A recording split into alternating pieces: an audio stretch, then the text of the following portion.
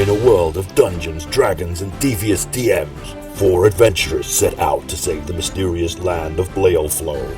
I'm Frank Bunty, Dwarven Paladin and all-round badass. I like nothing more than righting wrongs and smiting evil. I'm Bonarail, a half-elf rogue that'll rob you blind and mess you up. I'm Lord Sugar, a human wizard noble. I'm rich, I'm better than everyone, and I set fire to everything.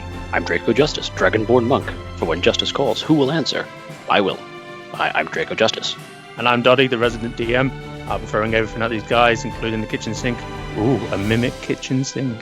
Nerd OD&D from the Nod Network. Listen on Apple Podcasts, Spotify, YouTube, Facebook, and wherever else you get podcasts. I'm probably not remotely doing it justice, but the raining demon babies was enough. When I read that, I was like, okay, interesting. I mean, that should have technically been the name of the game itself. Yeah, why not? Raining Demon Baby. Raining Demon Baby. I'll buy that.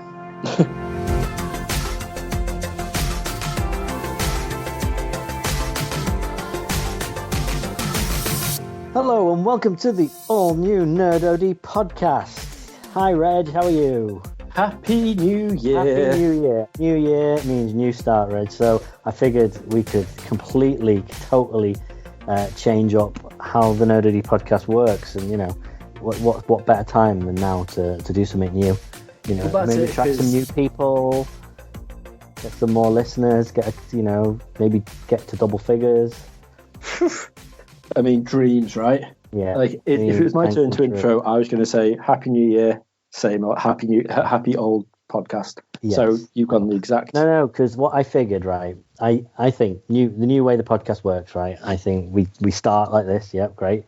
Then maybe we have a chat about just random stuff for between 5 and 30 minutes, and then we kind of talk about news and stuff, like relevant stuff to nerd people like ourselves, and then we finish up the podcast after about an hour or so. I wish you would have told me in advance so I could have planned something, because this all sounds completely new. Yeah, and totally. It's going to throw me a little bit, if I'm honest. I figure New Year's resolution, let's just have a new podcast. I like it. Mm. I like it indeed. Yeah. And then what we could do is we could also have like a talking episode after it. The way they do like the Talking Dead and like Talk Smacking and stuff. Can you imagine? We couldn't do that though. Nerd OD'd. Talking Nod. Yeah. Talking Nod. Oh, the Talking Nod. New podcast, the Talking Nod. There we go. Okay, that's cool. Can we get Chris Hardwick to present it, or is he still problematic? I think he might be problematic. I can't remember. Only just. Only just. Yeah. Well, in case you can't tell, we're being incredibly sarcastic. Why change something that don't need fixing? We've been doing it for about 6 or 7 years now in one form or another, and I don't think we've had to change anything. So let's keep it going. Indeed, that's why I like it.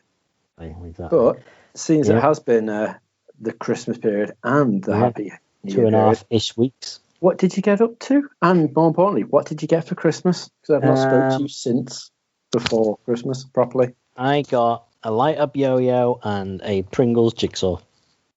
A light-up yo-yo? Yeah. And a Pringles jigsaw. Like, I like the Pringles jigsaw. That sounds cool. Yeah. What enticed you to get a light-up yo-yo? Enticed me. Well, obviously, you must have mentioned something to them. Maybe people go, yeah. It was that was literally those two things were two of the many items that were in my stocking, and stocking is just for random things in Poundland and the like. So they're the two things that sat next to me by my bed. What did I get? I got 2 fake Lego sets that are amazing. That are like, you know the place in Kyoto that in fact the photo, the print, the canvas that I got you, the red gates. Yes. Yeah, that place. It's that sort of in Lego, but fake Lego. and it's amazing. Apart from the fact that there's these 2 cherry blossom trees that each have about 180 leaves on them, with each one's got about 7 little cherry blossom petals, and you've got to build each of those and put them in the right place. And because it's fake Lego, the instructions are terrible. So if I had hair, I would no longer have any. Out of all of this, have you yet recreated Shenmue? Having a Lego Blossom Tree, surely. But I don't have a Lego Ryo Hazuki, unfortunately. Damn. I know. You and your creative, amazing abilities. Yep. Well, we'll get there. You've not been asked to do it. No, not yet. I did put when we went to the Lego house in Billund, we didn't. I was going to say steal, but we liberated 2 Lego figures from one of the areas. There was just a huge trough full of Lego bodies and heads and all sorts of things. And you're supposed to make your own, your a little character, and you put it in this little box and scan your wristband, and it takes a photo and it makes a magazine cover of your character and stuff. And we were like, let's just carry these around the rest of the museum so we can get more photographs, and then forgot to take them out of our pocket at the end. So we have a little Lego Shell and a little Lego Dan, basically, and the minifigures. Can you imagine if, because we've tagged the Lego house on certain things on the socials, of like, oh, we like these, we'll listen to the pod, and now they're like, we know where you live. It's fine. They only speak Danish, so don't worry. Right. Okay. But anywho, so we have those. So I put them at the top of the stairs, underneath one of the gates, with a little ring, because that's where I proposed to Shell. So, spoilers. Isn't that the most cutest thing in the world? Well, what else did I get? I got from 3 different people. I got 3 Lego Mario sets, and 3 different sets, which is great because the odds were looking pretty slim of getting different ones from people. Yeah, but that worked out well. So and just lots of other awesome stuff. I got 12 new Sums. I got all sorts. I got the off my brother, actually. I got the little Nintendo handheld Mario thing, Game & Watch, and that is awesome. That is really, really awesome. I had it pre-ordered when it got announced, but it's like when Kickstarters happen. I hate putting money down on things and waiting months to get them, if not years. As in some cases. So pre-ordering stuff just really hurts. Fortunately, I had a voucher, so I had a £50 Amazon voucher for my birthday, and I pre-ordered the thingy, the Game & Watch. And as it got closer to the date, it was just I've sort of calmed down on it a bit now, and I'm not all I need to get it, and everywhere's got it, and everyone's got a bit cheap. But I'm going to leave it, and I cancelled it, and which is good news because my brother bought it for me. So that's fun. I've been playing on that a little bit, which is good. It's got a good quality version of Mario on it. Oh, and I got the greatest thing ever, which is only amazing because it's so bad. And Shell doesn't mind me saying it because she's the one who got it me. But she got me this little fake Game Boy filled with 201 games. So it looks exactly like an old Game Boy. Just made out of the cheapest materials ever. It feels really cheap and flimsy plastic, and it's got just the worst screen I've seen, even worse than the original Game Boy. Although it's got some color to it, and it's got some amazing games on it. It's got all the classics you expect. You've got Tetris and Mario and Contra and stuff like that. It's all Game Boy versions of the games. But then to get to the 201 games, I think it might even be 501, I can't remember, but to get to that number, there's also hundreds of really bad random games that you've never heard of that probably were never released on the Game Boy. There's a game called Teletubbies, and all it is the original Mario, the one where you got the one screen and that, but with Dipsy instead of Mario. Nice. It's got Angry Birds on it, but when you load up Angry Birds, the game loads and it's actually called Anger Bird, and it's basically again Mario, but the proper Mario with a little bird character that jumps around the screen. There's something else I can't remember what it was. It was like an ET game, but it's basically Dig Dug or something like that. It's just so bad. Wow. But it's just going. I mean, I've probably only scratched the surface on it.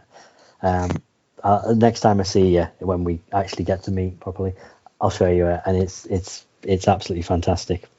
I look forward to seeing that next year. Yeah, exactly. Yeah. When you'll get the 1001 because there's been a new release. Yes.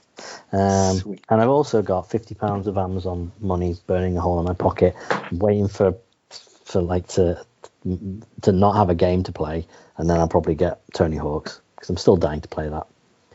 To be fair, if you wait like another couple of weeks, it'll probably go down in the sale to about 20 quid, won't it? So, well, it did before Black Friday, and now it's gone back up, and that's why I'm sort of hanging on. But we'll see. Nice. Mm-hmm. Well, that's the thing. So obviously, on last time we recorded a pod, I was really happy because I was like, I can talk about a brand new game because I've been playing Cyberpunk. Oh yeah. Have you still been playing it? I messaged Mike over the break, the lad I work with, who I know was getting it, and I was going on. He was defending it to the hilt, despite all the bugs and everything. Just going like, it's going to be amazing. It's going to be this. It's going to be that. Mm-hmm. Like, well, I've heard you can complete it in 30 odd hours, 40 at a push, but most people are doing it in 20. So yeah, I heard 20. No, it's not the longest of games. And he was like, no, it is. It is. It really is. I was like, okay, you've not even played. It's not out yet, so you don't have to defend it that bad. But because he was just so looking forward to it, he was so besotted with the idea it's going to be the biggest, amazing game ever. He was like, you played The Witcher 3, you know how long their games are. And I was like, all right, calm it. Yeah, but that's The Witcher 3's 7 years old, 6 years old, something like that at least now. And it's had how many expansions to it and how many updates and stuff. Yeah. When it first came out, how long was it? It was still a 60 to 100 hour game. Oh, the base game itself. The expansions had another 30 odd hours into it. Fair enough. So I was like, yeah. And then I started playing it. And then all of a sudden, about 12 hours, it clocked on. And the intro happened. And I was like, oh shit, I've actually just seen the opening credits. So I messaged him going, I think it could be a little bit longer than 20 because I've just got the opening credits at 12 hours. And he was like, nice. And then Christmas happened. So for Christmas, Oliver got Ash. I think Oliver got Ash. Oh no, Oliver got Ash the Super Mario collection. Okay. The All Stars, 3D All Stars one. And I got Ash Luigi's Mansion 3 to play. Nice. So I was like, you know what? You've got 4 Switch games to keep you really occupied, so I can then play on Cyberpunk. And I was like, this is where this is going. And I was like, really thoughtful there. And then she put on Super Mario 64. And in my defense, if you ever listen to any of the SideQuest Activate pods, you'll know I think Super Mario 64 is an overrated piece of shit. Okay. I don't like the control system, hate the camera, and think it's massively overrated. Loved Super Mario Sunshine. I thought that was great. Yeah, Sunshine and Galaxy. There's a certain point where I don't before all the N64 stuff. I feel like it's kind of inaccessible in a way. If you played it at the time, it's like people rave about GoldenEye, but you try and play it now, and it's not rose tinted glasses. Yeah, absolutely.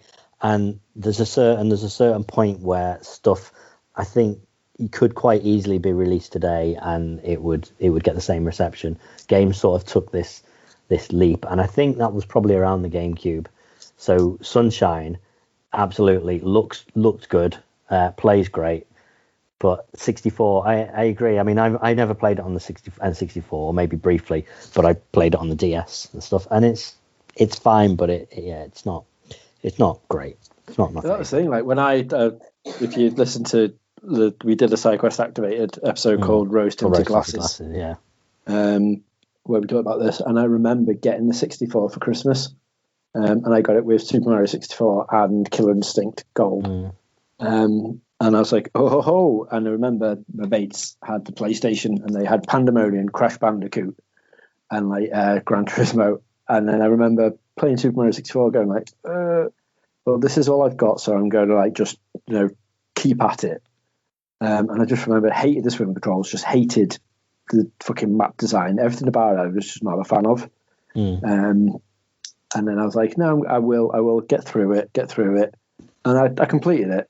And I powered through it all because those are the days where your mum was buying, or Santa was buying you a game, and they were 70 quid at a pop, so I wasn't old enough to buy my own, so I had to wait to get another game for like 6 months to a year. So I was like, had to just keep going through Super Mario 64 as much as I didn't want to. That was my thing. And then I'd go around and watch them on the PlayStation and be like, I picked the wrong choice of console. Because when you got the choice of, do you want a 32-bit console or a 64-bit console? Well, I'm like, why would I want something that's got half the power of the 64-bit version? I'm well going for the 64-bit version, and then obviously messed up massively. But she's playing Super Mario Galaxy. She decided not to do Sunshine and to go for Galaxy because that was the ones on the adverts and stuff, and it looked pretty cool. So she's like, I'm going to stick with Galaxy. So she started playing Galaxy. Really enjoyed it. And then we had, it was New Year's Eve. In fact, New Year's Eve happened, and she was like, I think I might try Luigi's Mansion. I was like, right, okay. And then you get to a bit where it becomes co-op. All right. So, like, because you have you and you have Ghost Luigi, right? Yeah, you have like Guigi. Guigi, yeah. He's called. So Ash was loving it anyway. She was really good. And then she was like, this thing popped up, and I was like, oh yeah, because you can do 2-player with this one. And she was like, all right. And then there goes the idea of Cyberpunk. So Mike, when I was chatting to him before, was like, oh yeah, I completed it. And I was like, what? And he was like, yeah, I completed Cyberpunk over the break. And he was like, I haven't got kids. We were locked down. There was nothing I could do. So like, I've completed Cyberpunk, completed Assassin's Creed Valhalla, 3/4 away through Watch Dogs Legions, and completed Miles Morales. And I was like, whoa, fucking hell. It was literally a 10-day break. And I was like, you've got most of them on Christmas Day. Yeah. And I was like, and he has a partner. Yeah, he's got a wife. Right. And so he won't mind me saying this because if he does listen on the odd chance, the idea is awesome, but it's the most like ingenious, but at the same time quite sad approach of it is they've both got a 48-inch TV or a 42-inch TV, one of them in the living room, one above the other. One of it's got the PS4 hooked up, one's got the PS5 hooked up. And they just sit there playing opposite games every single night. And then occasionally we'll plug in a headset to talk to each other when they're playing the same game. Well, these two TVs are in the living room, in the same room. Yeah. So they're literally one above each other. But he got himself the, I think it might be the Samsung TV, the one, it's a frame. Oh, yeah. Okay. Yeah, he bought himself that. So it's like, right, so fair enough. And that's all they've been doing over the Christmas break is just literally just smashing through as many games as they can. And I was like, wow. And he was like, how far are you through Cyberpunk? And I was like, remember when I texted you saying I've seen the credits? And he's like, yeah. I was like, I'm that far. And he's like, oh. I was like, but I have been playing Luigi's Mansion 3, and that game is awesome. He's like, I loved the original Luigi's Mansion, but the GameCube was one of those consoles I could never stick with. Like, I think we've already talked about this. I had some like 4 or 5 different GameCubes. Yeah. So I'm like, yeah, no, I don't really need it. Trade it in. Yeah, and kept doing that. Yeah. So I was like, yeah, it's fun, but doing it, I think, with Ash as well is just that little bit more enjoyable because it's not a Lego game. So I'm like, oh, it's a co-op game we can play together that's not Lego. This is awesome. Let's play this. And some of the Easter eggs and the comedy moments in it are amazing. Like we've just done the cinema level because it's all based in a hotel, number 3. Mm-hmm. And the 8th floor is like the film world. So you go into it and it's like all set up like film sets, Nice. like all around it. But you go through all like this corridor. It's got all the posters coming up soon. And it's all old Nintendo games. And like the next level, I think it is, or new level, the people that make it. It's like their previous games as well. So you'll see like Super Punch Out. So it'll be a picture of Little Mac. And it's like the silhouette of him and his boxing glove. And you can shoot the boxing glove with a plunger, and you get his actual boxing glove comes out of the poster, and you can use it to unlock certain things around the level. But then there's like the Super Smash poster, which just looks awesome, and it's just like loads of little mini Easter eggs that go through, and the end boss is a Godzilla fight, which is just amazing because they take the piss out of the old Japanese Godzilla, where it's the rubber Godzilla, the actual proper puppet Godzilla instead of the CGI one. Mm-hmm. So it's got the top half of him and the bottom half with just like a ghost tail sticking out of it, but he's just like trying to walk through and stuff. And it's so incredibly well done that I'm just like, it's Monday. I know we should be partying, but I really want to play Luigi's Mansion 3. So yeah, we're having lots of fun with that. And the co-op works really well because I was like, after playing one, I didn't know how it was going to pan out. If it was just going to be annoying, you're both trying to chase the same ghost and what's going down. But the way they use him is he can, like Luigi, can go through grates and like hit certain places that the normal Luigi can't do. And it's very clever the way they do it. You can't touch fire, water, or certain things. You'll melt because he's obviously goo. Right. So it's very, very clever, some of the puzzles that you have to do with it. And most importantly, they've kept the Mario button, which I know they got rid of in number 2, didn't they? Running around going Mario. Yeah. We Yeah.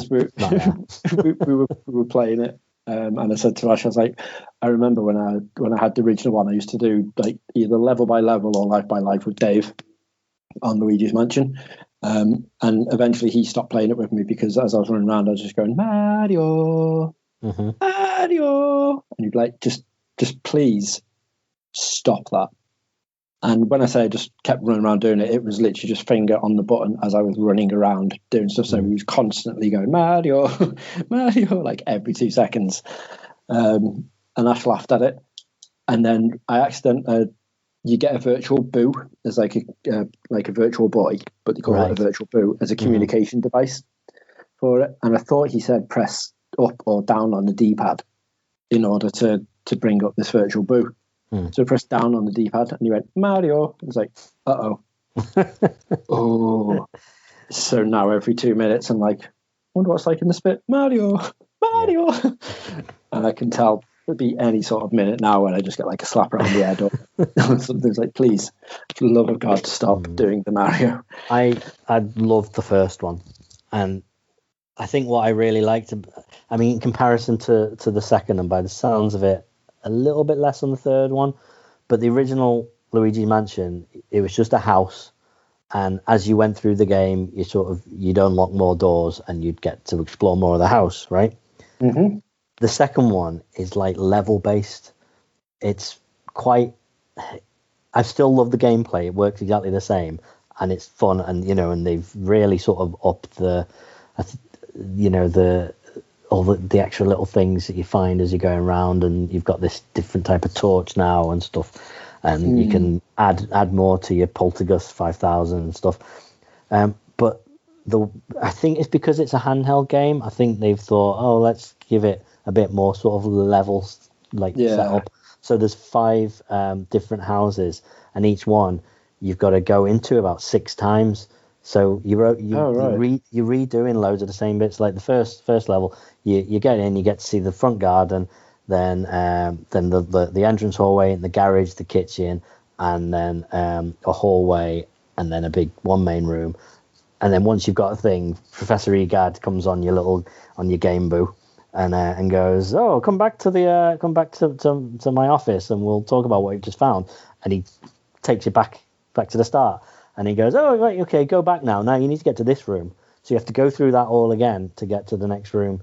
and each one's got like, you get 1 star or 2 stars or 3 stars on this level. So if you wanna get everything, you need to make sure you get 3 stars on each level. So you've got to redo them. Not one of them. And then as you sort of get to the last part of the first the first house, so you're on the last level of it, it goes, oh, by the way, every level has also got a hidden ghost. So now you've got this torch, shine it around places, you'll eventually find a ghost that wasn't there before. If you suck him up, then if you get all 5 of these on every one of the levels, then you get an extra part where you can go out around the house again and collect all these things in a certain amount of time. It's great, but it's getting really boring just retreading the old ground again. And I was really disappointed that it's not like the first one. Yeah. In that respect, from what I saw of the third one, because I played it at I think it was a Hyper Japan actually. I had a good play of it. It seems a lot more like, right, here's your house. As you go, you'll get access to more, but you don't have to keep redoing things. Yeah, we've only ever travelled to the same floor once in it, and that's because it doesn't spoil anything. But basically, you're going through this hotel trying to find elevator buttons to get the elevator to get to the top floor, because someone stole all the elevator buttons, so you can't get to the top floor and there's no stairs. Okay. Way up. So every boss has a button. Okay, and that gets you up further. Yeah, and that gets you up to the next floor. And some ghost just goes like, nope, and just goes down to the floor below once you defeat it. So you've got to go back to the floor below. Okay. But it's like a 2-second trip. Like nothing reappears or anything. It's just a case of you go there and he's like, uh-oh, you found me. But it's okay going back to sort of go, oh, let me just try and uncover a few more extra hidden things that I might have missed here, or get that chest that I couldn't get to because I didn't have this attachment to my weapon. But having to redo them as the same level again, just to get further through the level, really, really frustrating. Yeah, this one is nothing like that at all, and it's really, really good fun. And I've come across there's so many nice little hidden, like I said, Easter eggs and little touches to it. Yeah, like we just done a sewer bit, and there's a floating balloon just by itself at the bottom of the sewer, and then a little paper boat just comes past you. And I was like, oh, that's a nice hit reference. I like that one. We've had the Ghostbusters one when you're in the dining room and you can get it's like a buffet hall, banquet hall, and you can suck up the what's it called, table cover, and all the plates and everything to stay on it, and he's just looking at it dead jittery, and he's like, and it's the same from Ghostbusters, when they go into the banquet hall and you do it, and everything stays on the scene. So they've got nice little touches like that. The weird one so far is I've not seen a Shining reference, despite being based in a hotel. We've done other weird horror films and stuff. You thought there'll definitely be one, but I've not seen one of them yet. You'll be walking through a floor and suddenly the carpet will appear. Yeah. You'll be like, yeah, right, it's coming now. Well, I've moved on to a game. I got I really, really want a good RPG to get stuck into, and I've been trying to work out what to do. I've got Persona 4 sat on my Vita that has been calling my name for a long time. But then I saw an offer came up on a load of Atlas publishing games on the Nintendo store. Have you heard a game called Radiant Historia? Radiant Historia. Oh, right. I know of it. I haven't seen much of it. No, fair enough. Well, that's what I've got into. It was a game that was out on the original DS, like 2011, something like that, and then it got revamped and re-released on the 3DS. And it was going pretty cheap, and I had to watch some reviews. I was like, this could be my next Golden Sun. This is all I've ever wanted is either something else to just capture that the fun and thrill I had playing, and I have every single time that I play those games through of the Golden Sun games, or for them to flipping release Skies of Arcadia on a modern system, something I can play it on. Those two are the only proper RPGs that I've ever been absolutely just addicted to, like JRPGs, I should say. So I'm not that far into this, about maybe an hour and a half, 2 hours, and it's good so far. I'll let you know the further I get through it, but this could be it, Reg. This could be it. I mean, especially now the Royale edition has come out. Persona 5, if you can get just the bog standard Persona 5, I almost don't want one of these on a PlayStation. I like these sort of games handheld. Right, okay. Because I have far more time to play these games on a handheld than I do, hogging the TV. Although saying that, Shell is back in work from tomorrow. Well, I say from in work at home, so maybe I will have the time. But since you've been talking about the Witcher and Cyberpunk before, I've got sitting here open on some tabs on Google Chrome. I've got Witcher 3 Game of the Year edition on Amazon for £16. I'm like, that does sound like that might be worthy of my time and my voucher. So, funny story, because we're probably not going to see him for another good year and a half. I still got Martin's Witcher 3 Game of the Year edition. If you'd like to borrow it, and then you can give it him back instead of me giving it back, then that's absolutely fine. I kept aside all the games that were mine when I sold the PS4. All right, okay, fair enough. So I've got his Witcher 3 and his Return to Castle Wolfenstein. Oh, well, it's fair enough. I bought that for Christmas. Yeah, so I've got him. I've got him there. Well, he completed it, didn't he? And then this was the first one, isn't it? Because I got the maps and stuff with it. So yeah, it's that one. Yeah, it was the little box set. Yes. Yeah, so I never got a chance to play them, and I was like, I just really want to play it. And he's like, it's good, but it's short. And he's like, but it is really good. And I was like, well, yeah, if you won't mind then. And he's like, I'll take The Witcher 3 because it's really not like I don't have time for that. No. I was like, oh, okay. So Jeff, feel free to instead of buying it, just use that and borrow it. I've had it for like a year and a half, nearly 2 years. Fair enough. And I keep saying, do you want it back? He's like, just keep it. But then the question is, how do I get to you? I'm not have to pay a £500 fine to the Welsh Council or whatever. Oh, give me your address and I'll post it.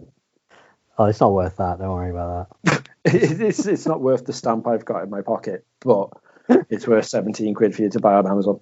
Maybe. Well, see, this was my next thing. It's £12 in CEX, I don't know, or it's £7.50 for the non Game of the Year edition on the PlayStation Store. I think if you're going to do that, though, right? If I'm going to get it and I'm going to enjoy it, I'm going to then go and buy all the DLC. Well, my point was, to have it. If you're going to go for a game that you're going to be playing on your PS4, buy Persona 5 for fuck's sake. Yeah, but it's not £7.50, Reg. I'm pretty sure if you go on eBay, you can find a bog standard Persona 5, not the Royal Edition. Maybe. Persona 5. In fact, even on, I'm sure it was on a. In fact, you know what, mate? You can have my login now to the PlayStation because I don't have it, and I'm pretty sure I have got it from when it went on PlayStation Plus or something at some point. Fair enough. But yeah, I was going to say it's. Right. Let me have a think about it. It's by far the best RPG on the PlayStation. Right. It is phenomenally good. Okay. Like the first half hour might be a bit awkward if Shell's watching you play it because it's about some teacher who really likes like the kids. Right. But after that, honestly, it was one of the best games I've played, and the soundtrack stays in your head. Yeah, I can imagine.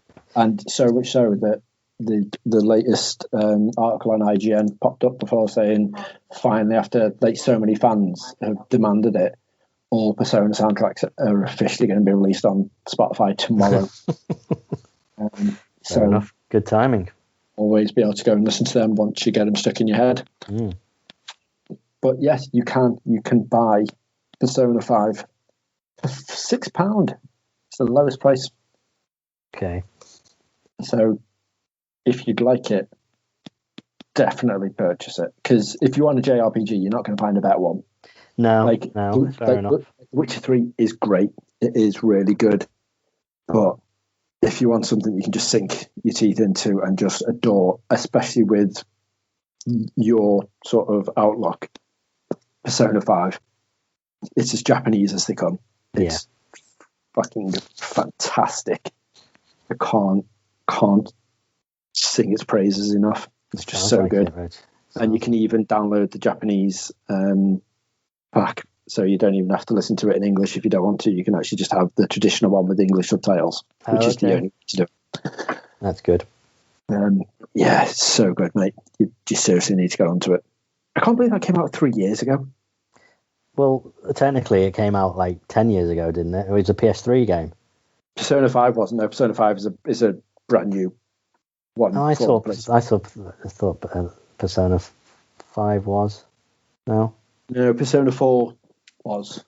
Persona 4 was. Persona 3, I think, came out on like the original Vita over in Japan or something, and then it was released on the PlayStation 3 in Japan in September 2016, apparently. Persona 5? Yeah, Persona 5 came out on a PS3. Fair days. But yeah, still. But anyway, not over here, so yeah. No. While we're podding, just bid on it. Fair enough. Because it is definitely the game of the year. If that was one of the games of that generation, if Shenmue 3 hadn't come out, I'd say that was the PlayStation's best game I played. Speaking of weird Japanese games, so you know about Nier or Automata, is it? Yeah, I know what you're going to say about they finally the last. So what's his name? Yokitaro or something like that. The creator and director of it, and he did Drakengard and a bunch of other weird games. He a long time ago said there's so many Easter eggs in this game, and he wouldn't tell anyone anything about them. He just said they're there, go and find them. And finally, 5-6 years after that game originally came out, maybe 4 or 5, the final one's been discovered. And it basically is just a cheat very early on in the game where you skip the entire story and suddenly you've completed the game. Yeah. It's just meant to put the how long it took the guy to actually find it. Absolutely. I'm not like surprised. 3.5 years or something of literally backwards code, reverse engineering the code. Yeah, so there's apparently one Easter egg in it where you have to get to a certain place and jump 50 times. So, how does someone accidentally do that? Yeah. It's just the odds of someone standing in just the right place and just, I don't know, chatting on the phone or something while they're pressing the X button, while he's just jumping and something. Oh, wow, so my character's invincible. Just what? Yeah, it is very, very bizarre. This guy sounds like he just sets out to out Kojima. Yeah. And that's quite a difficult thing to do. Mm-hmm. Yeah. Yeah. As I was reading about this, some of the other games, there's apparently the Nier games are a spin-off of one of the endings of Drakengard, and it's an ending where suddenly a bunch of monster babies start raining out of the sky, and then all of the everyone on the planet gets killed. And then these robots come along, and that's how it spins off into this new game. I'm probably not remotely doing it justice, but the raining demon babies was enough. When I read that, I was like, okay, interesting. I mean, that should have technically been the name of the game itself. Yeah, why not? Raining demon babies. Demon baby. I'll buy that. Yeah, that's pretty insane to be fair. Fair play. It's the games that I've had Automata on my PlayStation for years, and I've just never touched it. I've not even so much as installed it. No, I've just had it, and I'm like, I should technically play it, but yeah, I know someone who's really it's one of their absolute favorite games, and they've never shut up about it, and it's always intrigued me, but I don't know enough about it to to jump into it. It's the same as Mike's got something like 6 of the 14 endings or something for it. So he's actually played through the game 6 times because he was like, it's that good. I was like, really? Just could you be like? I was about to say, how do you have the time? But obviously, we just figured out in the beginning part of this podcast, he literally does nothing else apart from play games. But like, how do you have the time to complete one game 6 times? Yeah. Start to finish, back to back, continuously. It's just insane. Like, there's too many games out there to warrant that. Yeah, it depends how long that's over. I just, there's something very comforting about, I don't know, sitting down and playing Broken Sword for the 14th time and completing it again.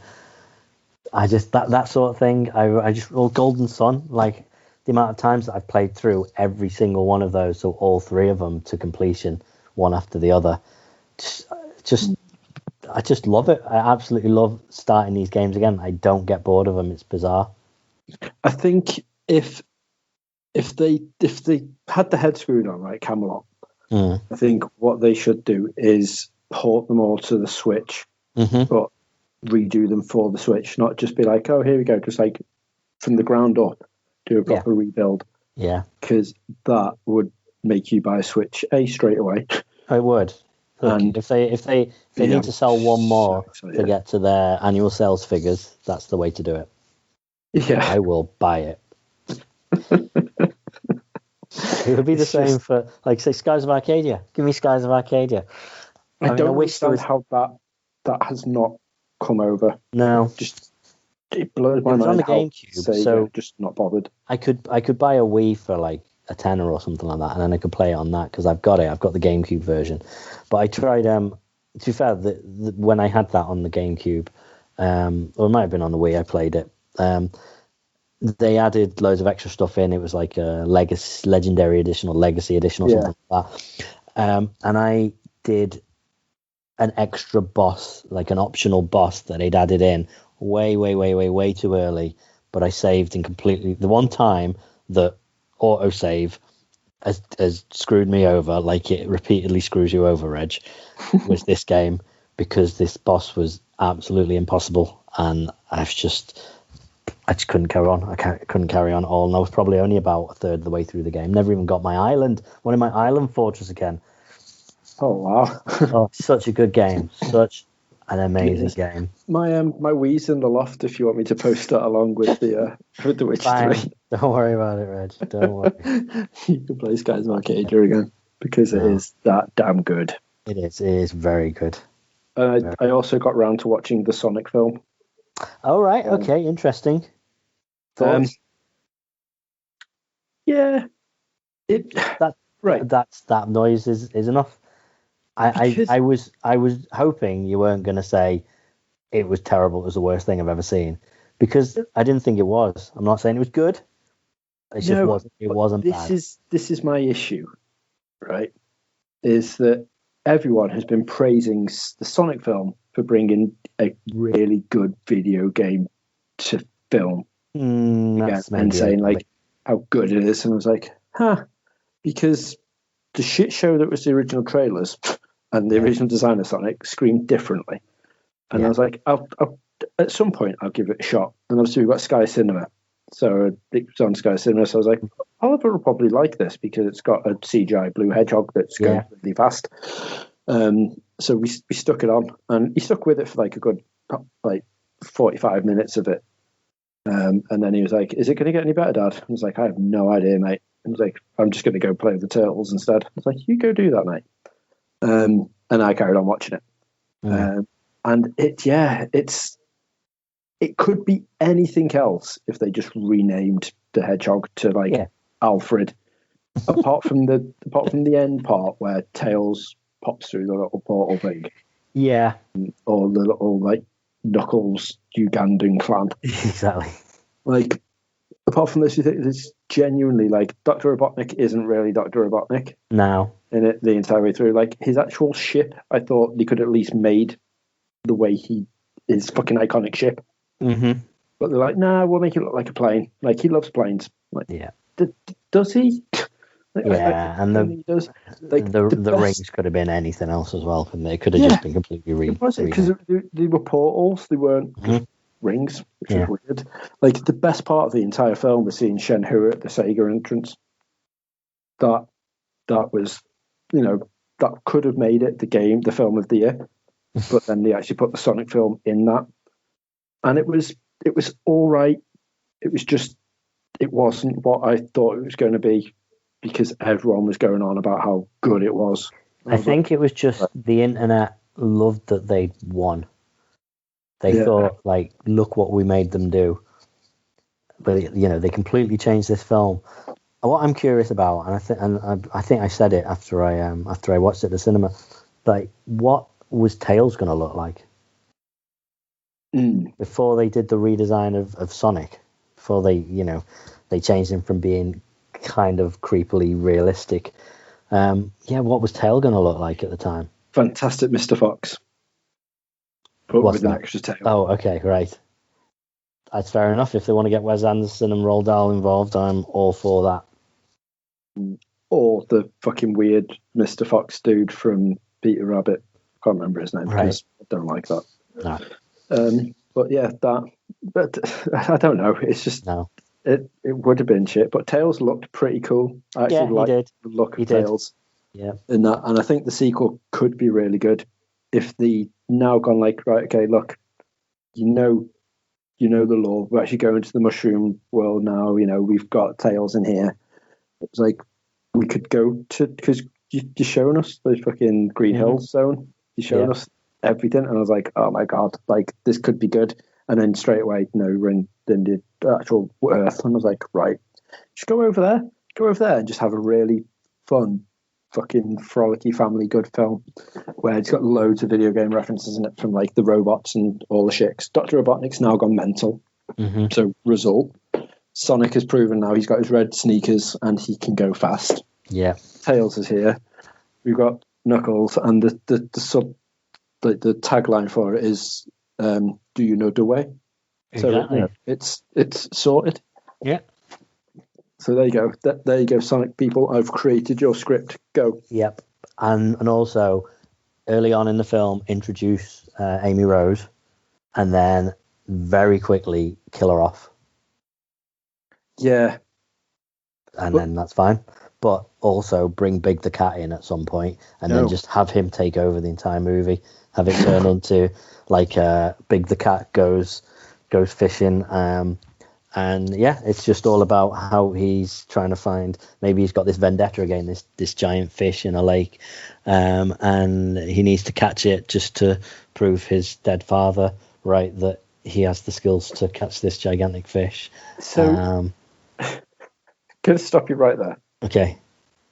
Because just know. Before I was saying about how much I disliked Super Mario 64. Okay. There's only one other 3D platform that I detested more. Sonic my friend, Adventure. was Sonic Adventure. Okay, fair enough. That is the most overrated fucking 3D platformer of all time ever.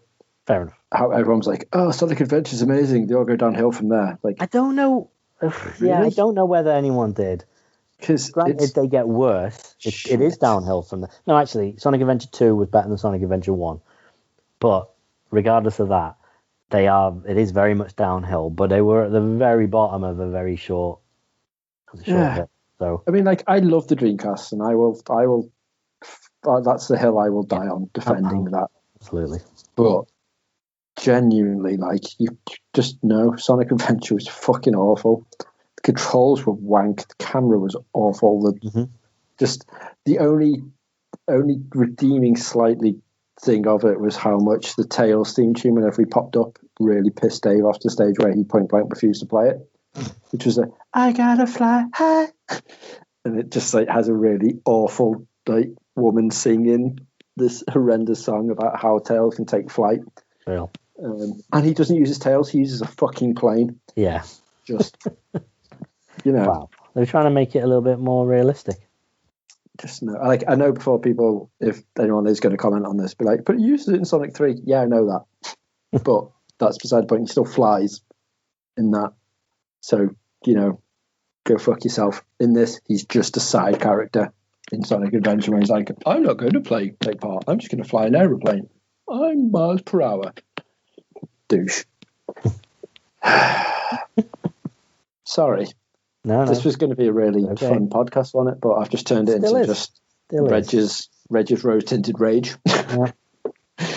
But no. Well, anyway.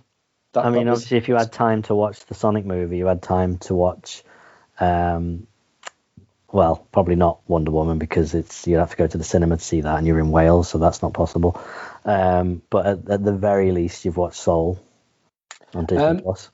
You know what I have watched on Disney Plus? Toy Story 2, 3, 4, the shorts, and now PJ Masks repeatedly. Okay, so you were saying how why replay a game so many times when you've got so many other great games you can sit and play. You're going to sit and rewatch the entire Toy Story franchise again when you've got so much good content that you can sit out there and watch. Okay, right. When it's allowed, wait, you've got a child, haven't you? Yeah, I say when it's actually allowed, you come over here and you say to Oliver, what would you like to watch when Disney Plus is on? Okay. I guarantee you will not get a new film. You will get the Toy Stories, either Mickey and the Roadster Racers or PJ Masks. Only things he wants to watch. So, yeah. I really want to watch Soul because loads of people are saying it's good. It's really good. Really good. So I'm very intrigued by it. But I still need to watch Onward. I've watched 10 minutes of Onward and then Oliver lost interest and was like, I know this looks like it's going to be good, Dad, but have you seen this giant turtle I've got to play with? And I'm like, let's play Turtles again. So I then have to stop watching them and play Turtles. But, I wouldn't have it any other way because it's just so much fun. But anyway, Soul, yes. Have you watched it? I take it. Yeah, well, I thought that, 90% of the country sat and watched Soul on Christmas Day from the stats I've been hearing. Oh, really? Yeah, apparently it was one of the biggest sort of streaming events to happen in the last 12 months. Because it probably is the first huge film that people would have absolutely gone to the cinema to see if they could, that's suddenly been available for free. Not having to pay the extra, and I know they added some ridiculous amount of subscriptions to Disney Plus over Christmas. Yeah, and that's the thing. It's because with fucking Mulan, they were like, yeah, okay, we're going to release it straight to Disney Plus, but also give us $30. But yeah, give us $30 or fucking 19 quid or whatever it was in English money to be like. It almost makes you feel bad, they've gone. Pixar, you don't need that money. It's fine. But our own film, Disney straight. Our own film will charge for it. Almost sort of devalues it. They put. I mean, I'm sure it doesn't matter to them. I don't think it matters to Pixar's pockets because it's all the same company in the end of the day. Yeah. But it's like Onward in the States. They obviously it got released and then it was in the cinemas for about 2 weeks and then everything had to close and Disney just went, you know what, here it is, and put it straight onto Disney Plus. Whereas over here, they released it as a premium, premium rental or whatever. It was something like £10 to rent the film. So it's not like it's the first time they've done it, but to just go straight in and go, it's not even coming out of the cinema in a lot of places. Here it is. Was good, and it didn't feel like a sort of a film that wasn't big enough to come out of the cinema. I absolutely, if I'd have seen that at the cinema, I would have gone at brilliant classic Pixar, just what you expect. Very, very much like you've seen Inside Out, right? Yes. Similar. At least what you expect from the film is similar to Inside Out in that respect, like the soul stuff that you see in the trailer. So, basic gist of it. Guy's sort of having the best day of his life because he's a jazz musician and he's just got a big break to be a pianist for some big famous jazz singer, and then he dies, and then it's all about him going, I shouldn't be dead, I'm not going to heaven, I'm and an adventure ensues where he gets a little annoying sidekick and whatever. I don't want to go that much further and ruin it, but what I will say is it's really impressive in the age where you'll watch a trailer and know every single thing about a film. But good example, Wonder Woman 84 or whatever it's called, 80 something. You knew just by watching the trailer of that film exactly what it's all about. There's very few surprises in it. Whereas all they've really shown you is stuff from maybe the first 15 to 20 minutes. Nice. And it makes it look like this is going to be the film. He dies, and then suddenly he's this soul, and it's him running around the soul world or whatever. But it's not. That probably is only maybe the first 20 to 30 minutes, and then something else happens. I don't want to ruin it because you haven't seen it, but the film takes this whole other turn, and then for the next maybe 45 minutes, at least probably the next 50% of the film, it's this other setup that you didn't really know about, or you might have had ruined by now by memes and stuff like that and the internet, but maybe not. But it's good. It had a lot of heart, proper Pixar, pulls at the heartstrings a bit. It wasn't like I didn't find that it was a crying your eyes out sort of film like some of them are, but it was very, very good, really well done, good cast.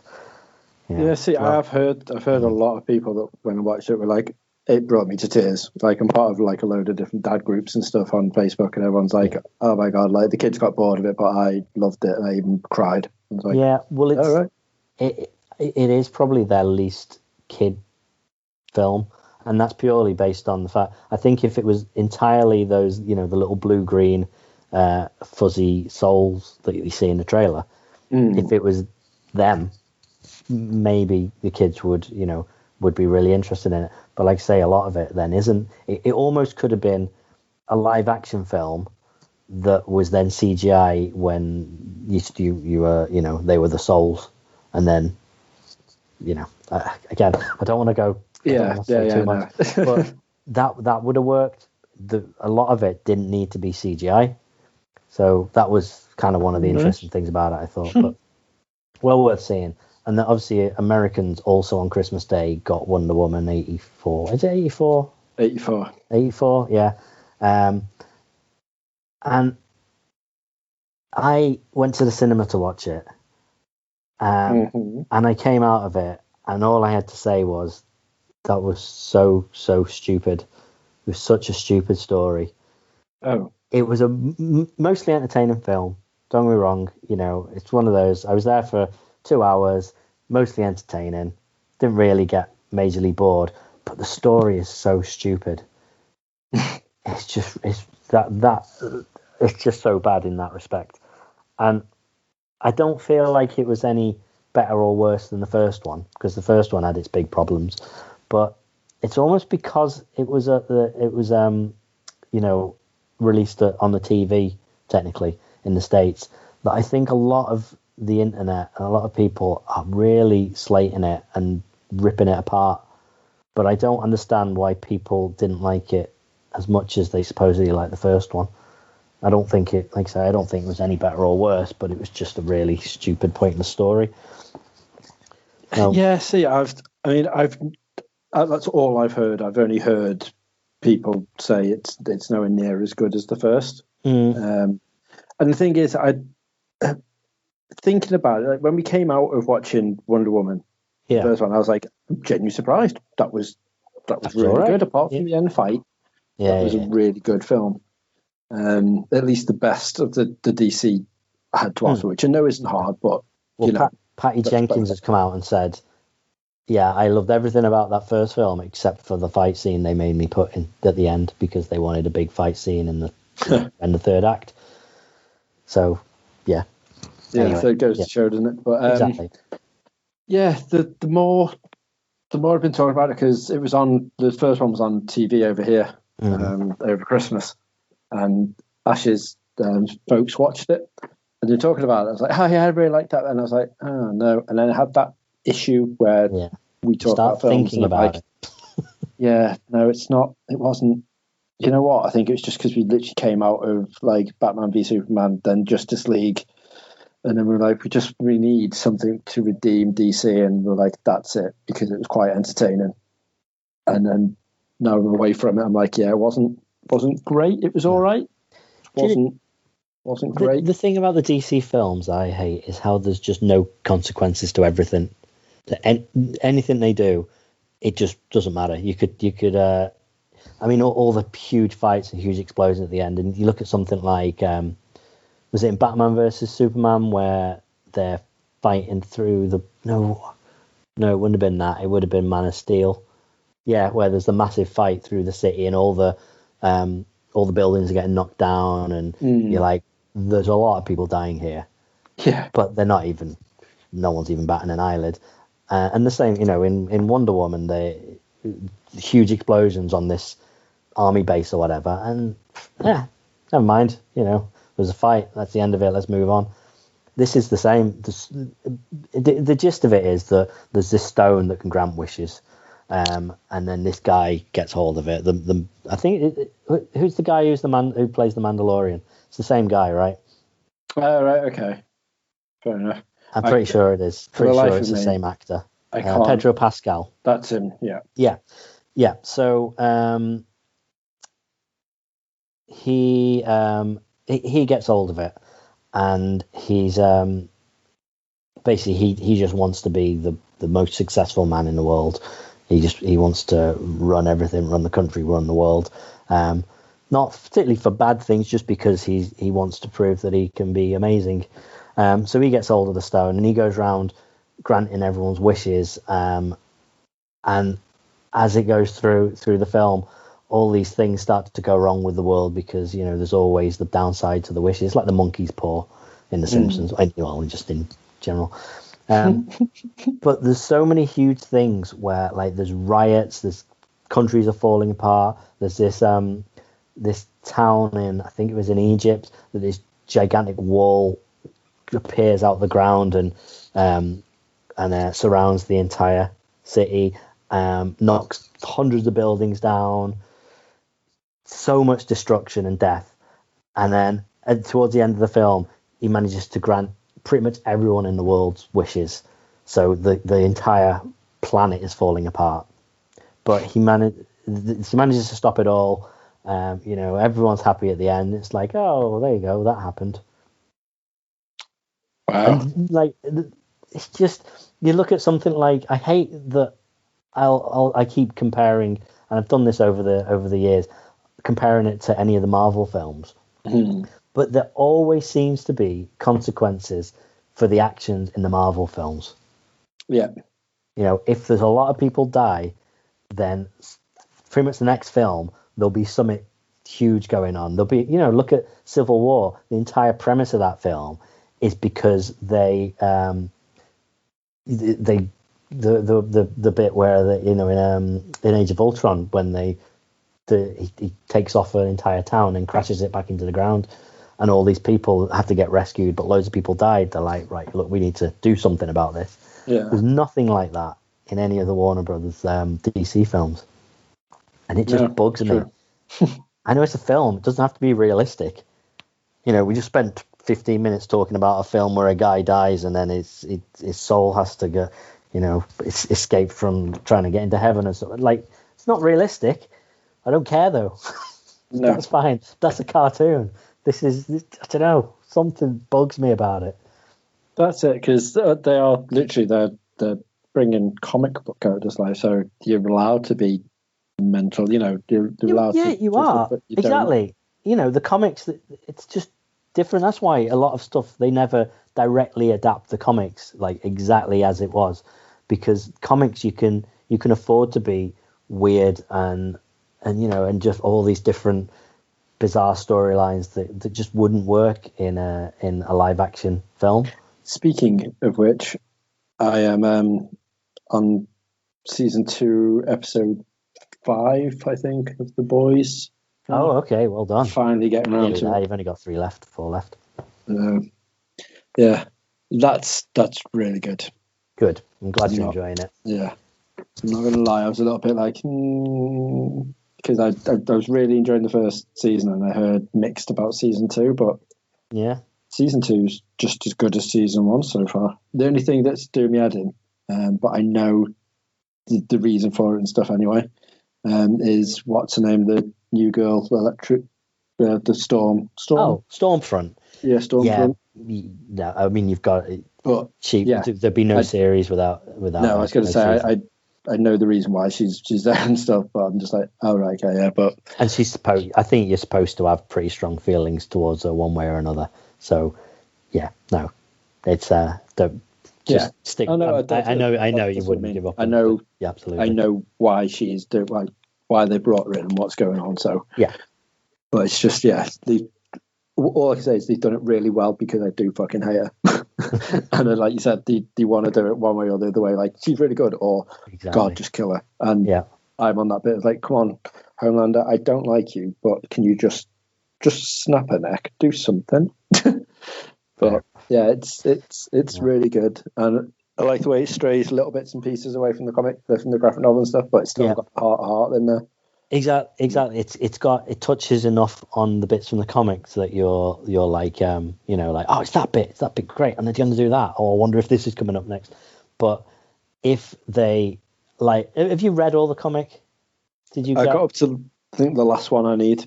The last. Oh, okay, cool. So you got to the point where they actually explain why Mother's Milk is called Mother's Milk. Is called MM.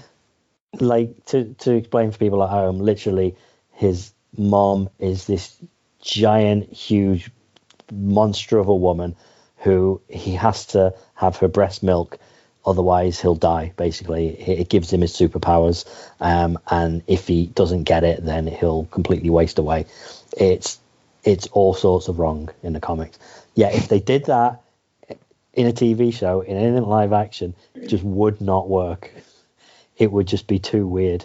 So they're very good at just going, right, okay, let's take this, let's keep that, get rid of that, that's not going to work. Same reason that Watchmen, the film Watchmen, I think worked so much better with them taking the giant interdimensional space squid out of the storyline. And people are like, oh, I can't believe you changed it, ruined it. It didn't. It would have ruined it if suddenly this gigantic octopus had turned up in New York City. They went with something that they probably should have done in the comics. It worked so well what they changed it. And it's the same with that, It's picking and choosing what works and what doesn't work. And there's two completely different art forms. They need different sort of levels of storyline. DC, Warner Brothers don't realize that. If you ask me. Yeah. That is very true. We're 6 episodes into season 2 of The Mandalorian as well. So we've only got like 2 left, I think 3 left maybe. Cool. It's so good. It's really good, isn't it? Like, I honestly can't think of another TV show that just oozes the amount of quality that this does. It's incredible. So well done. Yeah. It's all the nice little touches and stuff to it. Like, when it started, I was like, is it literally just going to be him babysitting a fucking little baby all the way through this? If it is, then I don't think you're going to be interested. And then I'm like, done it, like boxed it all off, and I was like, damn. Yeah, and the thing about the child as well. Yeah, I thought, oh, this is just overdone now. I've seen so much of this character that when I actually watch the show, he's going to really annoy me. But it's just perfect, just the right level of, like, oh, he's so funny, oh, he's so cute, but not over the top. It's amazing. It's well done. I was watching one of them. I think you've seen it anyway, with the his gear stick. That's literally the one we just watched. That's the one with Ashoka Tano. Oh my god, how fucking good is that? Yeah. But yeah, so the gear stick bit when Mandalorian's like, no, you can't have that. Yeah. Okay, you can have that. And I was watching it, I was just like, this is me and Oliver. And Oliver's just like, and he shows his little eyes. So he worked with you on another level. Oh, damn it. So I completely, it's that moment onwards, I was like, protect the child. But yeah. When he's eating the eggs, the frog lady's eggs, things like that. It's just great. It's just really well done. I don't know how they've managed to make this, amazingly cute character not be annoying after like whatever we're on 16 episodes. Well, that's it, and it made me go, I might want to watch the Clone Wars just so I can see what that chick's about. Is like Rosario Dawson Rosario Dawson, yeah. She plays Ahsoka really, really well, like really well. And I was just like, wow. I was like that, and Paul was saying, he was like, that's one of my favorite Star Wars characters. And he was like, if you watch the show, like her thing's amazing. So I watched like some 10-minute thing on YouTube of like her legacy or something it's called. I was like, oh damn, that's dark. Oh damn, that's good. Oh, that's a good fight. And I was like, I might need to watch the Clone Wars. Yeah. But I can't be arsed watching all 7 series of stuff. No, that's the problem. Although I suppose they're only like half-hour episodes, 20-minute episodes. Yeah, that's still a lot though. Yeah. That's the annoying thing about The Mandalorian, how short some episodes are. Yeah, it's like I get it's their streaming service, so they can put out whatever the fuck they want. Doesn't have to rely by anyone's rules. But when one episode's like an hour and 10, and then the other one's 32, like just exactly. Make up your fucking mind. And it's always the 34-minute ones that are fucking like just non-stop. Yeah, just like you just give me a bit of a breather and just let me like crack up. But I was like, yeah, it was phenomenal. Like I can't even say because you've not finished yet. When you finish, well, text me because we won't wait till we'll have a chat and then we'll talk about it on the pod anyway.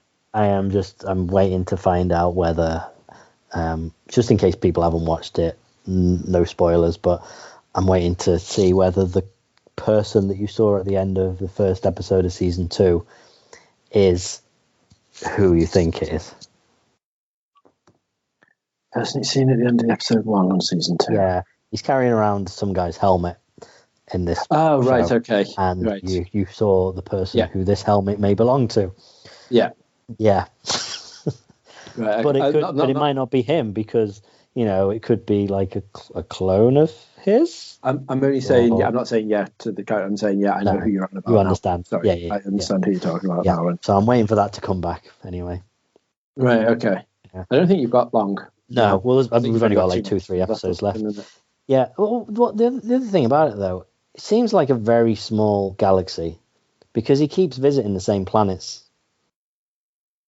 I know it's great going, great, it's that character again, I forget what his name is, but the guy out the first episode who came back towards the end of the first season as well. I have spoken, sort of that guy or whatever. Oh right, yeah. I thought things like that. I was like, oh great, he's back. And then the woman that fixes his ship, she's great, stuff like that. Back the actually no, I can't say because you haven't seen that episode yet. So sorry. All right.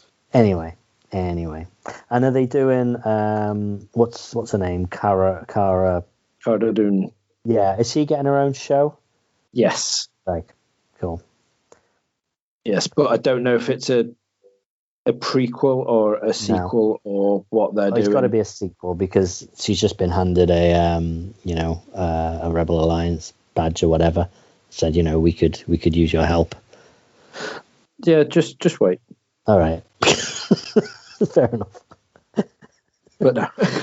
All right. However, but it'll be interesting to see how she got to where she is because she has a bit of a mini story. Yeah. In like the last episode. Okay.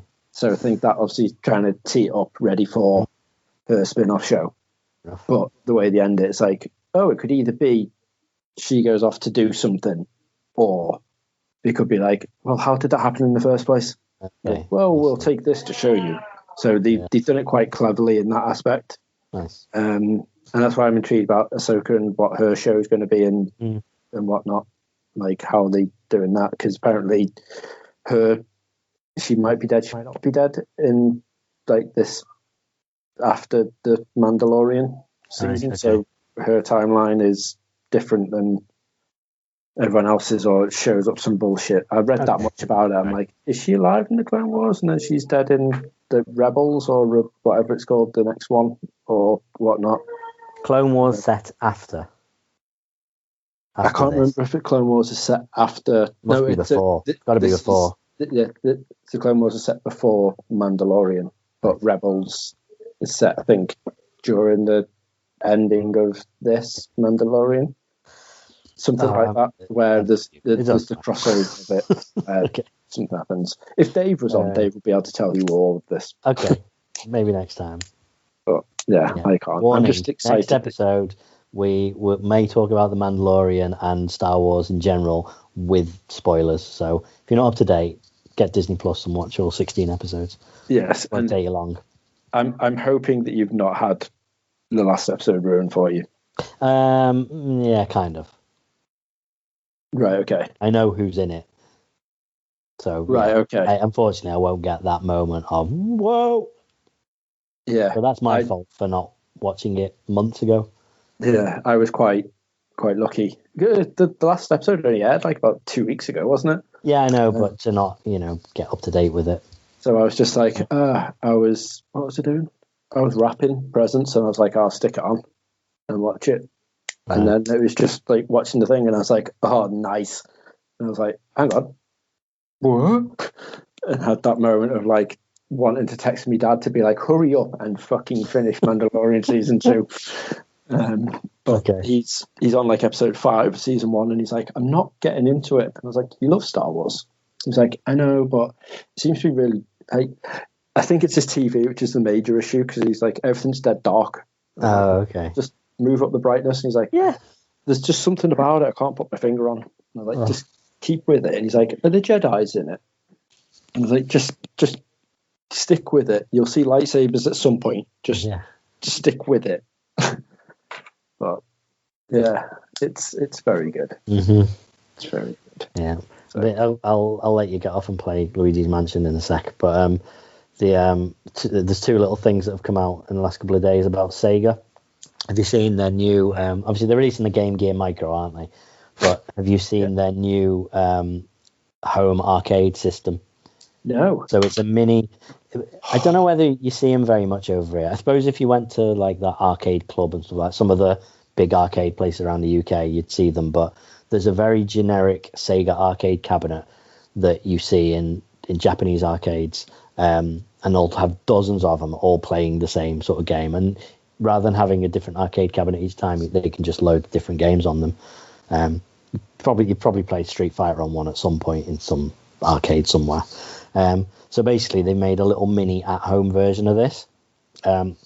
It doesn't have like the main thing. It looks like the old Asteroid game. It used to be the little screen looked like an old CRT monitor, and then a little joystick, and it would sit flat on the table. Looks like that. So it looks like the arcade cabinet with the whole bottom cut off. You can unplug the joystick and buttons, so you can use it separately. You can plug in another one, so you can do 2-player, and you can also buy a base for it, so it'll sit on it and look like a proper arcade cabinet. A little sign that goes on the top, and you also get a little miniature stool, so you can set it up as a little display, so it'll look just like a proper arcade cabinet. Looks amazing. Looks so good. And it's got like Virtua Fighter on it and a bunch of other games. It looks this have got really good lineup. Whether it comes over here, probably not, but it works out about £90, which for what you get doesn't look that bad. But anyway, at the minute it's Japan only. But then the other thing is they have decided they're pulling out of the arcade business in Japan altogether. So but there tends to be 2 or 3 big chains in Japan. You've got Sega arcades, you've got one called Adore, and then you've got Namco. Namco stays. Namco's over here as well, aren't there? But they're the 3 biggies. There's a bunch of others, but they're the 3 that you'll see really commonly. And probably about 30-40% of them are Sega centers.